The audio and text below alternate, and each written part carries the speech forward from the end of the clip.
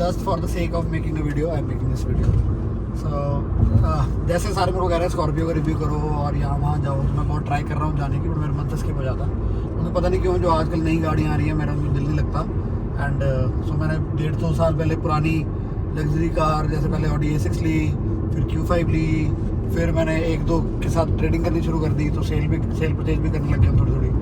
तो फिर BMW 520D ली, फिर वो सेल कर दी, फिर अब A4 ली जो है चला रहा हूँ। सो आई रियलाइज, तो मेरे को बड़े लोग कहते हैं यार अगर तू यही गाड़ी चला रहा है इनका ही रिव्यू कर दे यार, कुछ तो बता दे।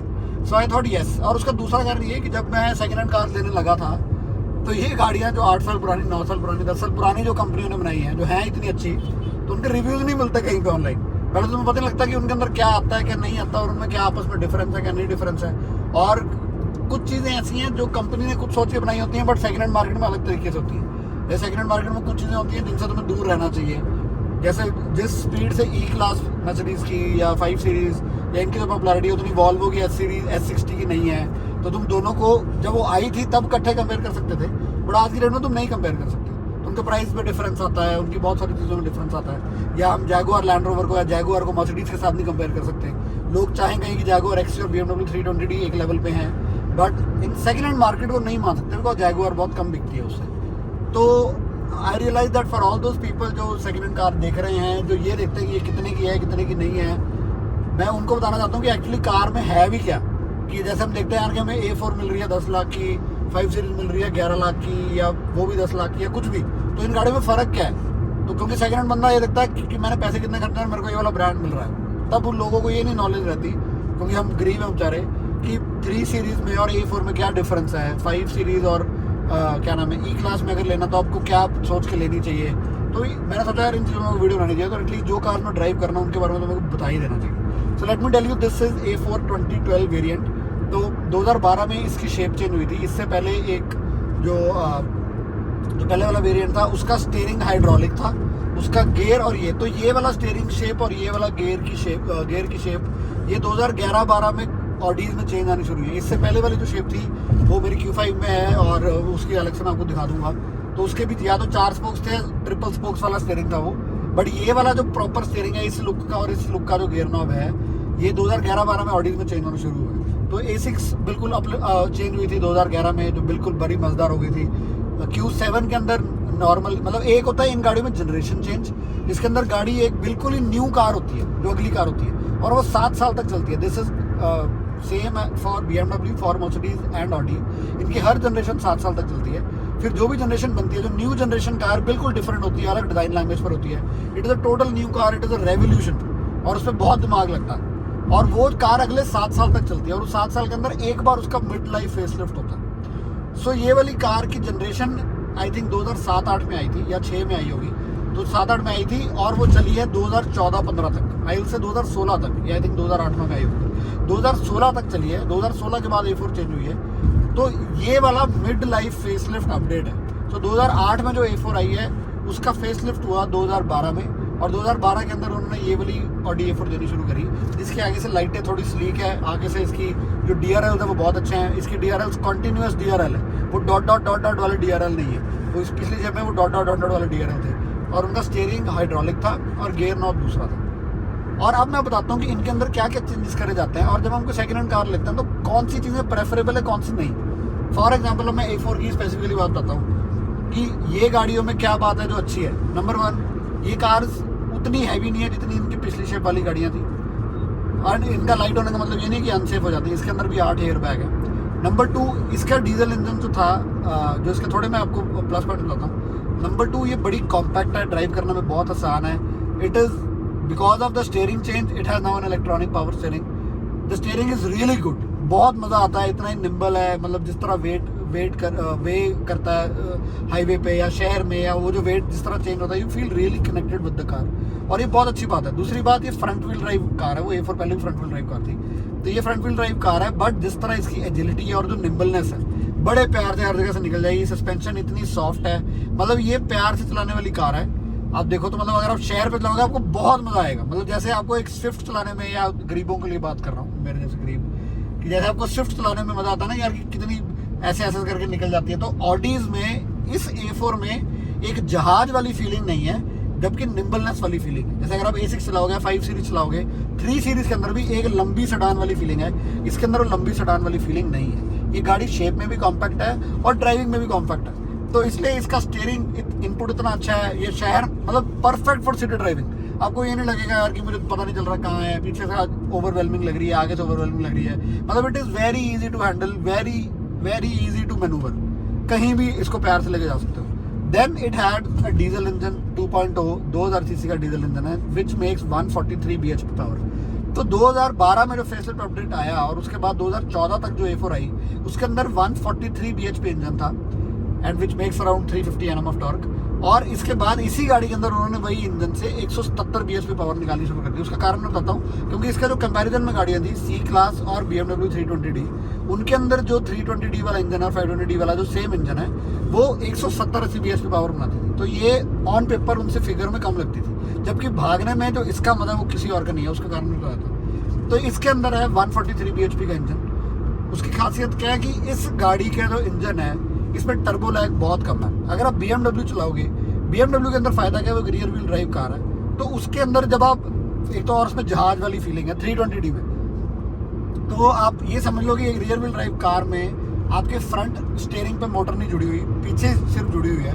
उसकी जो एक आप टर्न लेते वक्त पीछे से कॉन्फिडेंस आता है, वो आपको एक नया ही हैंडलिंग का कॉन्फिडेंस देती है। आपको लगता है कि मेरी इतनी बड़ी कार है बट फिर भी स्टीयरिंग मेरा आगे से घूम रहा है और पीछे से, क्योंकि ग्रिप ज़्यादा होती है टायर्स पे, क्योंकि रियर एक्सल है या रियर व्हील ड्राइव है, तो आपको ऐसा लगता है कि मेरी इतनी लंबी कार भी ना जो घूम रही है, कॉर्नर कर रही है, तो बड़ा मजा आ रहा है, उससे कॉर्नरिंग में बड़ा मजा आता है। बट इसमें आपको जहाज वाली फीलिंग नहीं आती। आपको फ्रंट से काफ़ी अच्छा इनपुट मिलता है कि आप स्लो स्पीड पे काफ़ी बड़े मजे से शहर में इधर करके निकाल सकते हो। हाईवे पे एक बार आपकी स्पीड बढ़ जाती है तो आपका कॉन्फिडेंस लेवल थोड़ा कम हो जाता है, जब BMW का हाईवेज पे कॉन्फिडेंस लेवल थोड़ा बढ़ जाता है। बट जहाँ पर इनके इंजन की पावर की बात है, ऑडीज के इंजन रिफाइंड ज़्यादा है, स्पेशली ये 2.0 और 520D और 320D से अगर मैं कंपेयर करूँ, और मर्सिडीज से भी कंपेयर करूँ, मर्सिडीज के इंजन में भी बहुत शोर है। इनके इंजन रिफाइंड ज़्यादा है। A lot of people would not come to know that this is a diesel engine. These are so refined, it feels like a petrol and it drive like also petrol. ये बहुत बड़ी बात है कि इनके engine के अंदर lag इतना कम है, जो BMW में भी बहुत है और मर्सिडीज में भी बहुत है। उनके अंदर जैसे आप पुराने छोटी गाड़ी में डीजल इंजन चलाते हो ना कि यार थोड़ी रेस दी, जब तक टर्बो नहीं किक हुआ तब तक यार उठी नहीं, तो तब तक आप प्यार से चला रहे हो तो प्यार से रेड नहीं है। हाईवे पे जाके जब तक आपको ओपन स्ट्रेच नहीं मिलता, आप टर्बो को किक इन करते हो, उससे पहले वो पावर नहीं देती। और इस गाड़ी में ऐसा कुछ नहीं है, ये इतनी जल्दी टर्बो पिकअप लेती है, it actually drive like petrol, और थ्रॉटल रिस्पॉन्स इसका सबसे अच्छा है। सो फॉर एग्जाम्पल, अगर आप शहर में और आपको पिकअप लेनी है, तो जहाँ BMW में आपको टाइम देख के यार कि मैं अब रेस दूंगा, थोड़ी देर बाद उठेगी, वो इसमें आपको ऑडीज में नहीं करना पड़ता। And this is with I honestly can tell you with all the Audis. इनके 2.0 इंजन की बहुत अच्छी खास बात है, इनकी इंजीनियरिंग उस हिसाब से बहुत अच्छी है। इनका शोर सबसे कम है, they are the most refined once.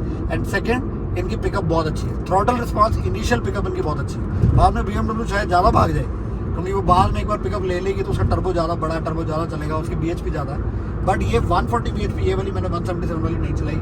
इसके अंदर ये मुझे सबसे अच्छी बात लगती है कि जितनी भी मैंने आज तक गाड़ियाँ चलाई, 520D, पुरानी A6, Q5 3.0, Q5 तो चलो नेक्स्ट लेवल शिट है, वो मेरी पर्सनल कार है, वो लिए मैंने बड़े इंजन वाली है, उसका तो अलग ही बात ही हो रहा है, छोड़ दो वो। और ये एक सेगमेंट की भी नहीं है, वो 60 लाख की थी और ये उस टाइम भी आई थिंक 30 लाख की भी नहीं थी, उससे कम की थी, नहीं आई थिंक 33-34 लाख की थी। सो कहने का मतलब ये है कि ये इमीडिएट कंपैरिजन में ये इसका फायदा है। अब इसके कुछ डाउन साइड्स, इसके डाउन साइड ये हैं कि जहाँ BMW को बड़ी है उसमें जगह ज़्यादा है। आप अगर BMW लोगे, आपको ये नहीं लगेगा कि यार कि मैंने पैसे बचाए।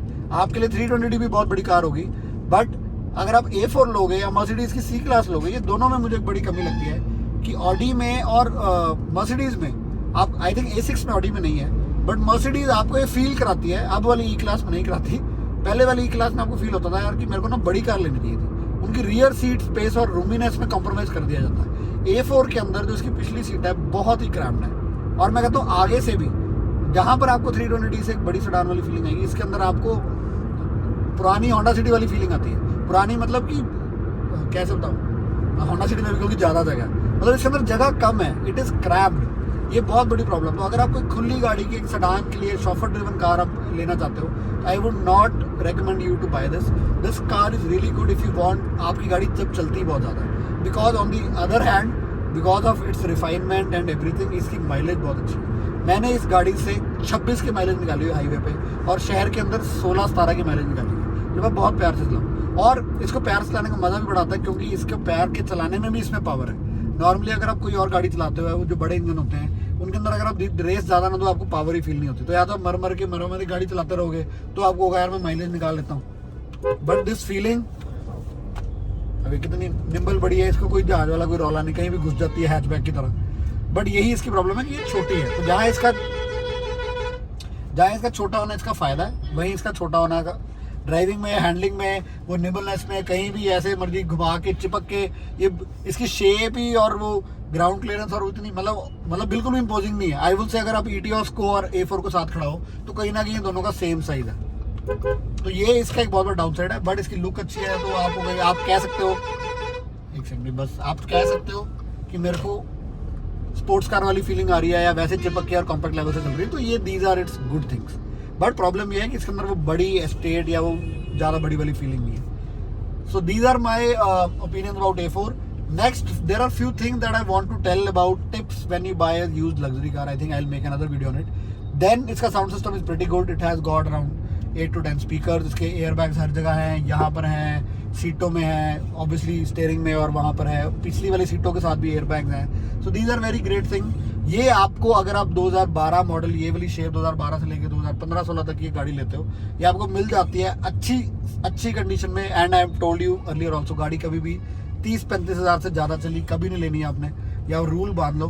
तो 30-35 हज़ार तक चली अगर आप साफ कर लेना चाहते हो, तो आपको A4 एक अच्छी डील 9.5-10 लाख से लेके आपको 13-14 लाख तक की मिल जाती है। इससे महंगी नहीं लेनी चाहिए।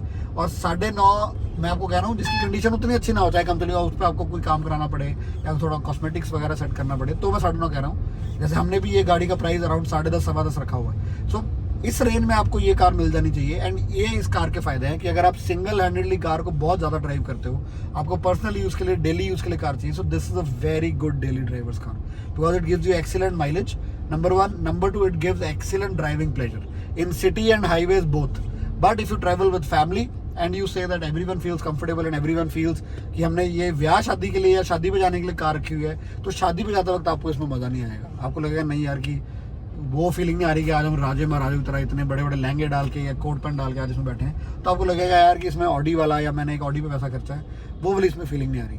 सो these are my 2 cents about this car. I will try to merge and enter some photos also, क्योंकि मैं बाहर से वीडियो नहीं बनाई, तो उससे शायद आपको दिख जाएगी दिखने में कितनी सुंदर है और क्या सीन है। But these were my pros and cons, and this was just an excuse to make another video for you guys. हाँ, छोटी सी बात और, हाँ वेरी गुड, ये बड़ा इंपॉर्टेंट बात है कि ऑडीज में 2011, 12, 13 तक, 12 तक समझ लो, या 11, 12 तक समझ लो, CVT गियरबॉक्स आता था। उसके बाद उन्होंने DSG डालना शुरू कर दिया। And I am telling you, no matter how great the DSG is, DSG की बहुत तारीफ है, ड्यूअल क्लच गियरबॉक्स आज तक आ रहे हैं, CVT इज मोर रिलायबल। सो जहाँ पर आप एक सेकेंड हैंड कार ले रहे हो जिसकी वारंटी एक्सपायर्ड है, दूर दूर तक कंपनी ने आप उसको लवारिस करा हुआ है और आपको खुद उसकी जिम्मेवारी लेनी है, सो आई प्रेफर कि अगर आप जो भी कार लोगे, अगर आप उसको एक CVT गियरबॉक्स वाली ऑडी लेते हो, आपकी वहाँ पर रिलायबिलिटी, सेफ्टी ज़्यादा है। DSG गियरबॉक्स ज़्यादा तंग करते हैं, और गियरबॉक्स एक ऐसी चीज़ है जिसमें अगर एक्सपेंस आ जाए तो वो काफ़ी सबसे महंगा एक्सपेंस गियरबॉक्स लेता है। बट इस गाड़ी में अगर आप मेक श्योर करते हो कि आप एक CVT गियरबॉक्स ले रहे हो, तो आपको पहले तो पता करना बड़ा मुश्किल हो जाएगा। सो ऑडी मल्टीट्रॉनिक को CVT बोलती है और एस-ट्रॉनिक को DSG बोलती है, मतलब DSG को एस-ट्रॉनिक बोलती है और CVT को मल्टीट्रॉनिक बोलते हैं। सो अगर आपकी ऑडी A6 में जो 12-13 तक CVT था, बाद में DSG आ गया, इनमें भी 12-13 तक CVT था, बाद में DSG आ गया, तो अगर आप एक मल्टीट्रॉनिक वाली ऑडी ले रहे हो तो आप और टेंशन फ्री हो जाओ कि अगर आप लेके इसका गेयर ऑयल चेंज करा लो, सब करा लो, तो आपका गेयर बॉक्स कभी भी आपको तंग नहीं करेगा। नेक्स्ट, जो आपको एक और बात सेफ्टी के लिए, कि जिन गाड़ियों में एयर सस्पेंशन होती है, वो भी एक प्रॉब्लमेटिक एरिया। तो एयर सस्पेंशन वाली चीज़ें, मतलब जैसे A6 में बाद में डिफ़ॉल्ट एयर सस्पेंशन आ गई थी, Q7 में बाय डिफ़ॉल्ट एयर सस्पेंशन आती है, 5 सीरीज में एयर सस्पेंशन नहीं है। तो air suspension is another problematic thing जो काफ़ी ख़राब होती है। तो उसका ख्याल रखना कि अगर आप कोई कार एयर सस्पेंशन वाली ले रहे हो और आप एक डेली ड्राइवर कार ले रहे हो, तो उसको प्रेफर मत करना। तभी मैं कहता हूँ ये डेली ड्राइविंग के लिए क्यों अच्छी है। एक इसमें माइनस पॉइंट है जहाँ पे बाकी सारे काफ़ी प्लस है for its reliability and mileage and daily driving. एक इसका सिर्फ एक एरिया जहाँ पे इसका खराब होने का चांस है, वो होता है इसका स्टीयरिंग। सो ऑडीज ने हाइड्रोलिक के बाद अब इलेक्ट्रॉनिक स्टीयरिंग्स पर शिफ्ट करा। जो ये वाली शेप के स्टीयरिंग है, काफ़ी ऑडीज में आपको 2012 के बाद मिलेंगे, ये वाली शेप का जो स्टीयरिंग है, ये इलेक्ट्रॉनिक स्टीयरिंग है। इनके अंदर प्रॉब्लम है कि अगर आप थोड़ा सा भी पानी से निकालो तो इसका पानी अंदर फंस जाता है और ये स्टीयरिंग खराब हो जाता है। स्टीयरिंग को रिपेयर कराने का खर्चा अराउंड 75-80 हज़ार तक आ जाता है। सो इसकी ये इलेक्ट्रॉनिक स्टीयरिंग है, ये जरूर नुकसान है। अगर आपका हाइड्रोलिक है, आप जो मर्जी करो, पानी के बीच में डाल दो, कुछ नहीं होता, क्योंकि CVT गियर बॉक्स भी है, वो भी बड़ा रिलायबल है। स्टीयरिंग अगर आपका हाइड्रोलिक है, ऐसे पुरानी ऑडीज हैं, तो कुछ नहीं होता। बट इस स्टीयरिंग में आपको ये बड़ा ध्यान रखना पड़ेगा कि थोड़ी सी भी अगर बारिश आए, प्लीज़ ये कार को आप मत निकालो। So this is another area, this is only one area जो इस कार की रिलायबिलिटी में डाउन साइड है। एंड सेकंड जो इसकी डाउन साइड है कि कार का साइज छोटा है, ये कॉम्पैक्ट है, चलाने में बड़ी मजेदार है, हैचबैक की तरह चिपक के डट के चलती है, 150 तक भागती है। Very confident car, very good car, amazing combination of driving and mileage and ride and handling everything. मैं एक और बात बताने लगा था, टिप की कार लेनी है तो क्या करना है। आप जब भी एक कार लेते हो, लग्जरी कार, तो मैंने अलग वीडियो बना रहा था, चलो बाद में बताऊंगा, अभी नहीं बताऊंगा। बट एनीवेज, तो ये प्लीज ध्यान रख लेना। और ये उसके प्लस थे और माइनस थे। Minus is only on drivability area, minus है ओनली इसका स्टीयरिंग व्हील, और इस कार को कुछ नहीं होता। बट फिर भी आपने लेनी 30-35 हज़ार वाली ही है, क्योंकि जो 60-70-80 हज़ार चली होती हैं, एक तो उनका चांस होता है कि वो मीटर बैक होती हैं। दूसरी बात ये, 60-70-80 हज़ार चली होती है, चाहे जेन्युइन भी चली हो, उसमें चांस होता है कि अगर ओनर ने उसको सही से नहीं संभाला तो आपके ऊपर बात आती है। 30-35 हज़ार वाली चली कार में अगर ओनर ने संभाला हो चाहे ना संभाला हो, 30-35 हज़ार तक कार को वैसे नहीं कुछ होता। तो आप पिछले ओनर के बिहेवियर के ऊपर अपनी परचेज मत डिपेंड करो। अगर आप कार ही कम चली लोगे, तो चाहे पिछला ओनर बहुत ही बकवास हो, उसने गाड़ी की कोई परवाह ना करी हो, तो भी आप कार को एक बार ला के उसकी प्रॉपर सर्विस करा के उसको रेगुलर नई गाड़ी की तरह चला सकते हो। तो इसलिए आपको हमेशा कम चली कार ही लेनी चाहिए, no matter what. So these are my 2 cents। And another thing I really like about this कि इसकी प्रैक्टिकल चीज़ें बहुत अच्छी हैं। It has got cubby holes, because बहुत सारी सेडान्स में फॉर सम रीज़न दरवाजों में बॉटल रखने की जगह नहीं है, ग्लास। और मेरी पुरानी A6 में ग्लास होल्डर्स थे 4, बॉटल रखने की जगह नहीं थी, तो मैं पानी की बॉटल नहीं रख पाता था। So these are very small thing. तो इस कार में बॉटल रखने की जगह है, सेंटर में ग्लास होल्डर्स काफ़ी अच्छे हैं, एक बड़ा है एक छोटा है, मोबाइल रखने का अलग से जगह बनी हुई है। So these are very small very good thing which I really like. And 2012 से पिछली गाड़ियों में ऑक्स नहीं आती थी, तो इसमें ऑक्स आती है। एंड उसका एक और कारण जो लोग मेरे से पूछते हैं कि इतनी एडवांस गाड़ी है कि इनमें ब्लूटूथ से, फॉर एग्जाम्पल मेरा फोन यहाँ पे कनेक्टेड है, so it shows me dial numbers, phone book, missed call, so I can easily operate my phone through here. I can call people, such an amazing sound clarity, everything. I really love using this phone interface. मेरे को अपना phone नहीं निकालना पड़ता, मैं यहीं से जैसे अपने फ़ोन के किसी भी कॉल्स पे कॉल कर सकता हूँ। So even I think this is much better than android और समथिंग, बिकॉज आपको सेंटर स्क्रीन में बटन दबाने पड़ते हैं। This is really great. But again I used to think कि पुरानी गाड़ियों में फ़ोन से ब्लूटूथ से फ़ोन चलता है, गाने क्यों नहीं चलते। And it took me a lot of time to realise, I'll say 1.5 years, because 1.5 साल से मैं पुरानी ऑडी चला रहा हूँ, उसमें जुगाड़ करके ब्लूटूथ से गाने चलाता था। It took me so much time to understand कि 2011, 12, 13 में ब्लूटूथ टेक्नोलॉजी ही इतनी अपग्रेड नहीं हुई थी कि जो साउंड क्वालिटी इनके बोस के, बैंग एंड ऑलफ्सन के, या इनके स्टॉक जो ऑडी के अपने भी इतने बढ़िया जबरदस्त साउंड सिस्टम है जो आजकल की न्यू गाड़ी में दूर दूर तक नहीं है, वो साउंड क्लैरिटी जो ये गाड़ियाँ दे सकती हैं, तब ब्लूटूथ टेक्नोलॉजी इतनी एडवांस नहीं हुई थी कि वो उतनी साउंड क्लैरिटी, उतनी म्यूजिक, उतनी थंप, उतने बिट रेट पे वो ट्रांसफर कर पाए। वो बहुत देर बाद आई। सो इन गाड़ियों में ब्लूटूथ था फॉर फोन कॉलिंग, बट गानों के लिए या आइदर ये ऑक्स प्रेफर करवाते थे, या ऑक्स या DVD या मेमोरी कार्ड। मेरी कार में पिछली आई डोंट, इसमें मेमोरी कार्ड डलता है, तो दे हैड अदर ऑप्शंस। मैं भी सोचता था, ब्लूटूथ तुमने इसके लिए बनाया तो गानों के लिए भी बना दो, what's the difference. So this was the difference. So these cars had this issue, but if you are buying an older car, prefer कि at least it has an aux output, because aux के साथ भी अगर आप गाने चलाते हो, तो ऑक्स के साथ अगर आप ब्लूटूथ मॉड्यूलेटर लगाते हो तो भी आपकी क्वालिटी कॉम्प्रोमाइज़ नहीं होती। बट जो FM वाला मॉड्यूलेटर है, उसके अंदर आपका चाहे बोस का बहुत जबरदस्त साउंड सिस्टम है, थोड़ी सी क्वालिटी में फर्क पड़ जाता है, उतने बिट रेट पे आप ट्रांसफर नहीं कर पाते via that FM medium. So this car has an aux as well, so this also really matters a lot. So this was my review on this. And so bus, I was trying to pass time and trying to make another video, and I think I did. So okay, bye, take care, bye bye, ciao.